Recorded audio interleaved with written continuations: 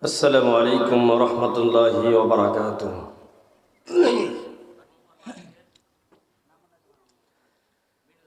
نحمده ونستعينه ونستغفره ونعوذ بالله من شرور أنفسنا ومن سيئات أعمالنا. من يهد الله فلا مضل له ومن يضلله فلا إله إلا الله وحده لا شريك له ونشهد أن لا إله إلا الله وأن سيدنا وسندنا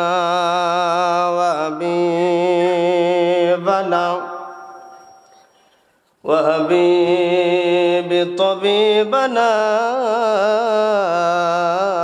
ومولانا محمدا عبد الله ورسوله أرسله بالحق بشيرا ونذيرا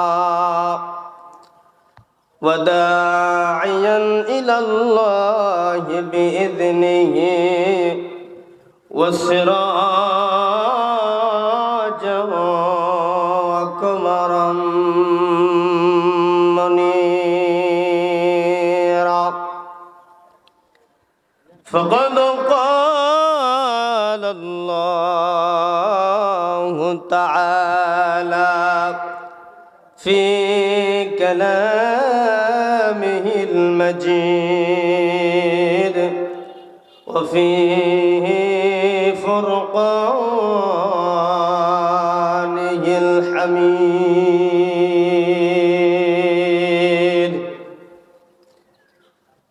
মোহাম্মদের সাথে পড়েন আউযু বিল্লাহি মিনাশ শাইতানির রাজীম। বিসমিল্লাহির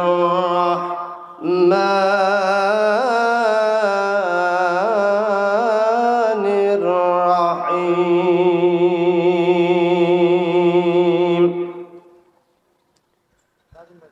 ظهر الفساد في البر والبحر بما كسبت أيدي الناس ليذيقهم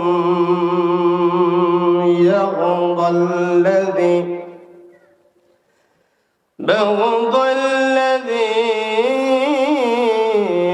عملوا لعلهم يرجعون. وقال تعالى في شان حبيبه رسول الله صلى الله عليه وسلم: الصدقات ترد البلاء. وقال في شان حبيبه رسول الله صلى الله عليه وسلم: أبو سعيد الخدري رضي الله تعالى قال رسول الله صلى الله عليه وسلم: يا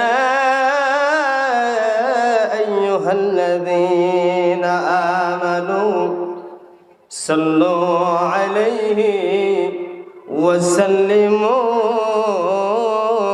تسليما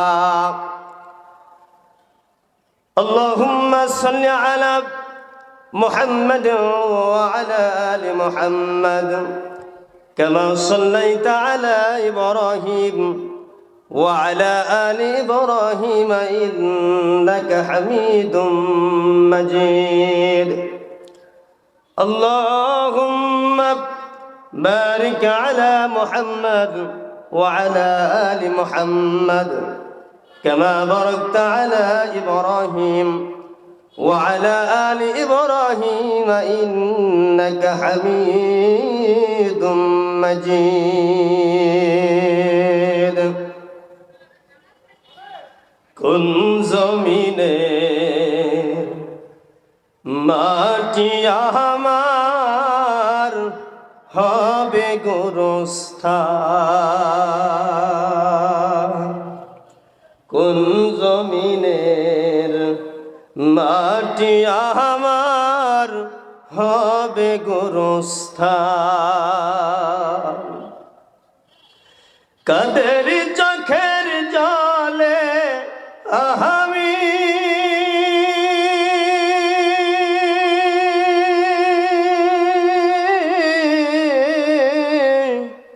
কাদের চোখের জলে আমি পাব পরিত্রাণ কোন জমিনের মাটি আমার হবে গোরস্থান আরে কোন জমিনের মাটি আমার হবে গোরস্থান গনিমতের মাল বলতে কাফেরদের সঙ্গে মুসলমানদের জিহাদ হওয়ার পরে মুসলমানদের যখন বিজয় লাভ করে কাফেরদের কাছে থাকা যে সরঞ্জামাদিগুলো এই জিহাদের এই সামানগুলো যখন কোনো মানুষ যখন কোনো ব্যক্তি নিজের মনে করবে যে না এটা আমার নিজের সম্পদ গনিমতের মাল যখন নিজের সম্পদ বলে ব্যক্তিগত সম্পদ বলে মনে করবে তখন আল্লাহর পক্ষ থেকে গজব নেমে আসবে তাহলে এক নম্বর কারণ হলো গনিমতের মাল কোনো মানুষ যদি নিজের মনে করে নাই পয়েন্ট নম্বর দুই নম্বর পয়েন্ট হলো আমানতের জিনিস যদি কোনো ব্যক্তি নিজের মনে করে নাই তৎকালীন সময়ে বিশ্ব নবী জনাবে মুহাম্মদ রাসূলুল্লাহ সাল্লাল্লাহু আলাইহি সাল্লামকে কাফেররাও আল আমিন উপাধি দিয়েছিল বিশ্বাসী তাদের বিভিন্ন ঘরের বিভিন্ন মাল সামানার এমনকি সোনা দানা হীরা জহরত টাকা পয়সার চাবি ক্যাশ বাক্সের চাবি পর্যন্ত আল্লাহর নবী আমার আপনার নবী তামাম পৃথিবীর নবী বিশ্ব নবী জনাবে মুহাম্মদ রাসূলুল্লাহ সাল্লাল্লাহু আলাইহি সাল্লামকে তারা দিয়ে রাখতেন বিশ্বাস করতেন এই বিশ্বাসের অমর্যাদা করে কোন মানুষকে যদি আমানতের জিনিস দিয়ে রাখে আর আমানতের জিনিস যদি কোনো মানুষ নিজের মনে করে নাই সঙ্গে সঙ্গে আল্লাহর পক্ষ থেকে গজব নেমে আসবে তাতে কোনো সন্দেহ নাই সম্মানিত ভাইরা আমার পয়েন্ট নম্বর 3 মানুষ যখন যাকাত আদায় করাকে জরিমানা মনে করবে আমাদের সমাজে এখন যাকাতের কথা বললেই কেমন জানি মাথা নষ্ট হয়ে যায় যাকাত দেওয়াকে জরিমানা মনে করবে বিশ্বনবী সাল্লাল্লাহু আলাইহি সাল্লাম বলেছেন আমার কিছু উম্মতের ভিতরে কিছু লোক থাকবে যারা যাকাত দেওয়াকে জরিমানা করবে কিন্তু অনায়াসে তারা সুদ ঘুষ জিনা ব্যভিচারে লিপ্ত থাকবে আমাদের বড় মৌসুমে ধান হলে অসুরের ধান নিতে গেলে বা কোনো মাদ্রাসা ফান্ড থেকে যদি যাওয়া হয় তাহলে কেমন যদি তারা একটু সংকোচ বোধ করে যে না এই ধান এত কষ্ট করে মাড়াই করলাম, এত কষ্ট করে ধান কাজকর্ম করার পরে আবার এই ধানকে আবার দিয়ে দেওয়া যায় নাকি? সম্মানিত এলাকাবাসী, উদাত্ত আহ্বান করব, বক্তার সামনে যদি শ্রোতা না থাকে, মঞ্চে এমন একজন ব্যক্তি, এমন একজন পার্সন বসে আছে, আসলে এগুলো কেমন যেন ছেলে খেলার মতো হয়ে যাচ্ছে। আপনাদেরকে উদাত্ত আহ্বান করবো, আপনারা অতি শীঘ্রই মঞ্চে চলে আসুন। আমাদের দ্বিতীয় মেহমান হাজার হাজার আলেমের উস্তাদ আমার শ্রদ্ধেয় বাচ্চান, উনি চলে এসেছেন। আপনারা সকলে জানেন উনি কোরআন এবং হাদিস থেকে কথা বলবে। আপনারা দ্রুতগামী, দেরি না করে আপনারা চলে আসেন। যেটা বলতেছিলাম, সম্মানিত ভাইয়ের আমার, মানুষ যখন যাকাত দেওয়াকে জরিমানা মনে করবে, আল্লাহর পক্ষ থেকে গজব নেমে আসবে। গজবকে ঠেকানোর মতো পৃথিবীর কোন শক্তি এই জায়গায় যে লড়াই করতে পারবে না। আমার ভাইরা, পয়েন্ট নম্বর 4, যখন স্বামী স্ত্রীর কথা মতো চলবে, স্ত্রী যদি বলে এইটা করা যাবে না, স্বামী ওইটা করবে না। স্ত্রী যদি বলে বাজার থেকে এইটা নিয়ে আসা যাবে না, ওইটা নিয়ে আসা যাবে না, এমনকি সর্বশেষ কথা এটাই যে স্ত্রী যা বলবে স্বামী সেইটাই মেনে চলবে। এই যখন এই ট্রেডিশন, এই পরিস্থিতি বা এই পরিবেশ যখন চালু হয়ে যাবে, আল্লাহর পক্ষ থেকে গজব নেমে আসবে। এই গজব ঠেকানোর মতো কেউ থাকবে না। সম্মানিত ভাইরা আমার, 5 নম্বর পয়েন্ট হলো, এই পৃথিবীতে বাবা এবং মাকে সম্মান ছেলে মেয়েরা করবে না। এখন আমরা তো দেখতেছি, বাবা যদি বলে, সন্তানকে যদি বলে বাবা এইটা করা যাবে না, এই কাজ করা যাবে না, বাবাকে উল্টা জবাব দেয়, বাবা তুমি তো জানো না, আমি যা জানি তুমি জানো না, তুমি এই বিষয়ে তো তুমি কিছুই জানো না, সুতরাং তুমি জানো না, এই সময় সেই সুবাদে তুমি কোনো কথা বলো না। বরং বাবাকে উল্টা থ্রেট দেয়, উল্টা কথা বলে, উল্টা জবাব দিতা করে। বাবা এই জায়গায় সন্তানের কাছে কেমন জানি মাথা নত নত ভাব হয়ে যায়। তাহলে যেই জামানায় সন্তান পিতা এবং মাথার কথা শুনবে না, মাথার কথা শুনবে না, আল্লাহর পক্ষ থেকে ওই সময় গজব নেমে আসবে। এই গজব ঠেকানোর মতো কোনো মানুষ থাকবে না। সম্মানিত ভাইরা আমার, 6 নম্বর হলো, যখন বাবাকে সম্মানের পরিবর্তে মানুষকে সম্মান করবে, বন্ধুকে বেশি প্রাধান্য দেবে। আপনারা লক্ষ্য করে দেখবেন, বাবা একই রাস্তাতে হেঁটে যায়, বাবাকে সালাম দেয় না, কিন্তু অন্য কোনো বন্ধু বান্ধব যখন হেঁটে যায়, বাবা এত কষ্ট করে বড় গাড়ি কিনে দিয়েছে, ভালো একটা দামি গাড়ি কিনে দিয়েছে, সুন্দর গাড়ি কিনে দিয়েছে, এই গাড়িতে বাবাকে নেয় না, কিন্তু অন্য মানুষকে ঠিকই নিয়ে ঘোরাঘুরি করে। এটাই হলো, যখন বাবার চাইতে বন্ধু বান্ধবকে যখন সম্মান করবে, বেশি যখন সম্মান করবে, এই সম্মান করার সঙ্গে সঙ্গে আল্লাহর পক্ষ থেকে গজব নেমে আসবে। সম্মানিত ভাইরা আমার, 7 নম্বর, যখন নিকৃষ্ট মানুষরা সম্মানের আসনে বসবে। এমন পৃথিবীতে এমন ট্রেডিশন চালু হয়ে গিয়েছে, সমাজে কোনো মানুষ তাকে দাম দেয় না, সম্মান করে না। সম্মান তো দূরের কথা, তাকে সালাম পর্যন্ত দিতে মানুষ ভয় পায়, লজ্জাবোধ করে। কিন্তু ক্ষমতার জন্য ওই মানুষদেরকে সালাম দেবে, সালাম দেবে, সম্মান করবে, কিন্তু মন থেকে না। তার ক্ষমতার প্রভাবের ভয়ে মানুষ তাদেরকে বেশি বেশি সালাম করবে। 8 নম্বর কারণ হলো, এই যে বিষয়গুলো বলতেছি, এই বিষয় যখন পৃথিবীতে যখন সবগুলো চালু হয়ে যাবে, আল্লাহর পক্ষ থেকে গজব নেমে আসবে। গজবগুলো কি এটা বলে আমি শেষ করে দেব। সম্মানিত ভাইরা আমার, মানুষকে যখন সম্মান করবে তার নির্যাতনের ভয়ে। এখন মানুষ দেখবেন, মানুষকে সম্মান করে, রাস্তাঘাটে দেখলে বাজে কথা বলবে, এরপর আমার পক্ষে কোনো কথা বলবে না। তার বিরুদ্ধে যদি সম্মান না করা হয়, সালাম দেওয়া না হয়, সে আমার বিরুদ্ধে কথা বলবে। মানুষের সঙ্গে সে আমার সঙ্গে উল্টা পাল্টা কথা বলবে, এই জন্য তাকে সম্মান করবে। মূলত তারা ইমানের হাকিকতে ইমানে হাকিকতে বা ভালোবেসে মহব্বত করে আল্লাহ ওয়ালা ভেবে তাকে কোনো রকম কোনো সম্মান করবে না। 9 নম্বর কারণ হলো যখন মসজিদের ভিতরে হট্টগোল বেঁধে যাবে, এখন কিন্তু চলতেছে সভাপতির সাথে ইমামের ঝগড়া, ইমামের সাথে সেক্রেটারির ঝগড়া, সেক্রেটারির সঙ্গে ক্যাশিয়ারের ঝগড়া, এরকম বিবাদ কিন্তু এখন মসজিদে লেগে গেছে। সম্মানিত ভাইয়ের আমার, আল্লাহর পক্ষ থেকে পৃথিবীতে যখন এই সকল যখন কাজকর্ম শুরু হয়ে যাবে, আল্লাহর পক্ষ থেকে গজব নেমে আসবে। আর এই গজব ঠেকানোর মতো পৃথিবীর কোনো শক্তি এই জায়গায় দাঁড়াতে পারবে না।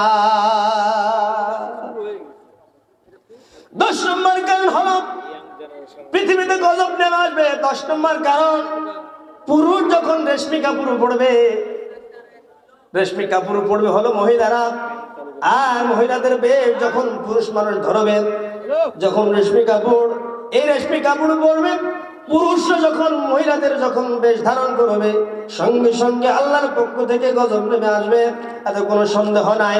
আর এই গজবের হাত থেকে বাঁচানোর জন্য পৃথিবীর কোনো শক্তি সেই জায়গায় যে টিক্কা দিতে পারবে না। আমার ভাইরা, 11 নম্বর কারণ হলো মানুষ প্রকাশ্যে মদ পান করবে। মানুষ প্রকাশ্যে দিবালোকে মদ পান করবে, এমন ভাবে মদ পান করবে মনে হয় চা খাচ্ছে, চা এইভাবে মদ পান করবে। সম্মত ভাইরা আমার, আপনার দেখে অবাক হবে, এখন বাংলাদেশে যেই জায়গায় আল্লাহ রাব্বুল বলতেছেন লা তাকরাবুস সালাহ। সম্মানিত ভাইরা আমার, আল্লাহ রাব্বুল আলামিন বললেন এই পৃথিবীতে গজব নেমে আসে, এই পৃথিবীতে আমি আল্লাহর পক্ষ থেকে গজব নেমে আসবে যদি দুনিয়ার কোন মানুষগুলি যদি এই ধরনের কাজ করতে শুরু করে দেয়।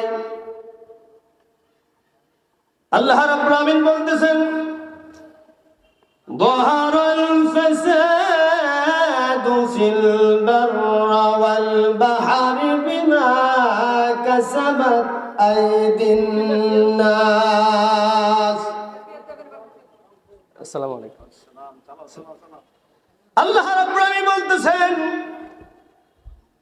আসমানে জমিনে যত প্রকার গজব তোমরা দেখতে পাও, এই সকল গজব পৃথিবীর মানুষের হাতের কামাই।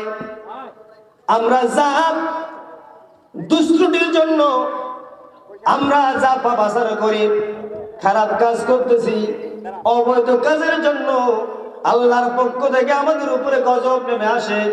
আর এই গজব নেমে আসার কারণ হলো আমাদের দুটি হাত। আমাদের আসরের জন্য পৃথিবীতে গজব, ওয়া আনতুম সুকারা, নিশাগ্রস্ত অবস্থায় নামাজের ধারে পাশে যেও না, নিশা হলো হারাম। আর এই হারাম জিনিসকে এমন ভাবে মানুষ প্রাধান্য দিয়ে, এমন ভাবে তাকে হাইলাইট করবে, এমন ভাবে তাকে প্রাধান্য দেবে, মানুষ যাতে মনে করে এটা হলো হালাল। আমার ভাইরা, 12 নম্বর কারণ হলো এই সকল জিনিস যখন পৃথিবীতে বেড়ে যাবে, যখন বেশি হয়ে যাবে বা চালু হয়ে যাবে, আল্লাহর পক্ষ থেকে গজব নেমে আসবে। কি গজব নেমে আসবে আমি আপনাদেরকে বলে শেষ করে দিব। 12 নম্বর কারণ হলো যখন বাদ্যযন্ত্র অসংখ্য ভাবে বেড়ে যাবে। বড় আফসোসের বিষয় হলো এখানে কোরআনের মাহফিল না হয়ে যদি অন্য কোনো বিষয় যদি চালু হয়ে যেত, এখানে যুবকদের কিন্তু বেশি আড্ডা হতো, আর মানুষও কিন্তু এই জায়গায়, এই মাঠে কিন্তু জায়গা দেওয়া যেত না। কিয়ামতের দিন এই মাঠটা, এই তাফসীর মাহফিলটা আপনাদের বিরুদ্ধে সাক্ষী দিয়া, আপনাদের বিরুদ্ধে সাক্ষী দিয়ে জাহান্নামে যাওয়ার জন্য ফয়সালা করে দেবে, যদি আপনারা এই মাহফিলের সৌন্দর্য পরিবেশ যদি আপনারা ঠিক করতে না পারেন। তাহলে 12 নম্বর কারণ হলো বাদ্যযন্ত্র বেড়ে যাবে। 13 নম্বর কারণ হলো যখন গায়িকাদেরকে বেশি সম্মান করা হবে। এই পৃথিবীতে যারা গায়ক গায়িকা, নায়ক নায়িকাকে যারা বেশি সম্মান করে, সম্মানিত ভাইরা আমার, মানুষের সম্মানিত ভাইরা আমার, ভালো আলেম বিজ্ঞ আলেমদেরকে সম্মান না করে, কোরআনকে সম্মান না করে, ইসলামকে সম্মান না করে, আল্লাহ এবং আল্লাহ রাসূলকে সম্মান না করে যারা গায়িকাকে বেশি সম্মান করবে, ওই সময় সঙ্গে সঙ্গে আল্লাহর পক্ষ থেকে গজব নেমে আসবে। আর এই গজবকে ঠেকানোর মতো দুনিয়াতে কোনো শক্তি থাকতে পারবে না। আমার ভাইরা, সর্বশেষ নম্বর কারণ হলো 14 নম্বর কারণ। 14 নম্বরের কারণ হলো উম্মতের শেষের মানুষরা আগের মানুষদেরকে বেশি বেশি তারা গালিগালাজ করবে। যেমন এখন হতেছে, বলবে ওরা কি করে গেছে, এরা কি করছে, এই জামানায় তারা কিছুই করে না, আগে যারা ছিল তারা কিছুই করে নাই, আমরাই যা করার করলাম। সম্মত ভাইরা আমার, উম্মতের ভিতরের মানুষগুলো দেখবেন আগের উম্মতের মানুষদেরকে তারা গালিগালাজ করবে, গীবত করবে, লাঞ্ছনা করবে, ভর্ৎসনা করবে। যখন এই ট্রেডিশন চালু হয়ে যাবে, এই ট্রেডিশন যখন পৃথিবীতে যখন চালু হয়ে যাবে, আল্লাহর পক্ষ থেকে 4টি গজব এই দুনিয়াতে নেমে আসবে। 1 থেকে 14 নম্বর যেগুলো বললাম, এই কারণগুলো যখন পৃথিবীতে চালু হয়ে যাবে, এই পৃথিবীতে সঙ্গে সঙ্গে 4টি গজব আল্লাহ রাব্বুল আলামিন নাজিল করে। বলেন নাউযুবিল্লাহ, আরো জোরে বলেন নাউযুবিল্লাহ। তার মধ্যে 1 নম্বর গজব হলো ঘূর্ণিঝড় আসবে, বিভিন্ন নামে আসবে, আইলা, নার্গিস, সিডর, আমপান, বিভিন্ন নামে আল্লাহ রাব্বুল আলামিন এই পৃথিবীতে গজব নাজিল করবে। 1 নম্বর গজব হলো ঘূর্ণিঝড় আসবে। 2 নম্বর গজব হলো আগুন ও লাভা বর্ষণ হবে। কিছুদিন আগে দেখলেন আজকে না বৃষ্টি হয়েছে, কিন্তু কিছুদিন আগে দেখলেন আমাদের এত প্রখর রোদ, এই রোদের জন্য আমাদের মাটি যেন পুড়ে তামা তামা হয়ে যাচ্ছিল। গাছপালা কেমন জানি পানি পাচ্ছিল না, পশু পাখি কেমন জানি তারা হাহাকার হয়ে গিয়েছিল। সম্মানিত ভাইরা আমার, আগুন তো আমার কথা, এইভাবে তো আল্লাহ রাব্বুল আলামিনের গজব এই পৃথিবীতে নির্গত হবে, নাজিল হবে। সম্মানিত ভাইরা আমার, 3 নম্বর গজব যেটা আসবে সেটা হলো বেশি বেশি ভূমিকম্প এই দুনিয়াতে চালু হয়ে যাবে।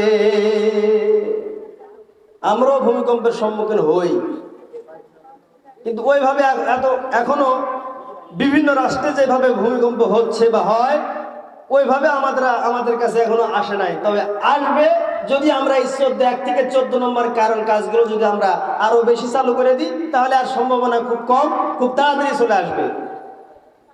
সম্মানিত ভাইরা আমার, 4 নম্বর গজব যেটা হবে সেটা হলো মানুষের আকৃতি পরিবর্তন হয়ে যাবে। আমার ভাইরা, 1 থেকে 14 নম্বর যে কারণগুলো বললাম, এই কারণগুলোর ভিতরে যদি কোনো মানুষ এখন পর্যন্ত নিমজ্জিত থাকে, এখন পর্যন্ত যদি এই মানুষগুলো যদি এই পাপাচারে লিপ্ত থাকে, এই কাজগুলোতে থাকে, আল্লাহর পক্ষ থেকে গজব নেমে আসবে। আর এই গজব ঠেকানোর মতো মানুষ পৃথিবীতে কোনো মানুষ সৃষ্টি হবে না।